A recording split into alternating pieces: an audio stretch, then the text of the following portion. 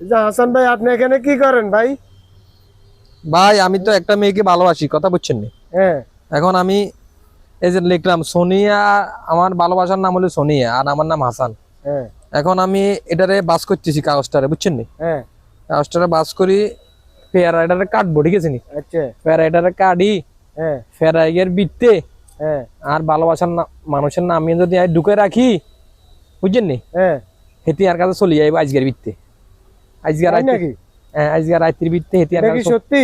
একদম সত্যি কথা, বুঝছেন নি? এই যে আমি এটারে রাখছি ভিতরে, বুঝছেন নি? এটা আশ্চর্য ব্যাপার, আপনি সত্যি বলতেছেন? একদম সত্যি। এই যে আমি তাবিজটারে ভিতরে আটকা দিলাম, হ্যাঁ এই আজকে দিনের বিকেল বিটতে হেতি আর কাছে চলে যাইব, ব্যাগ কিছু ছাড়ি দি তাবিজ লাগাই দিছি, কথা বুঝছেন নি? বুঝছি।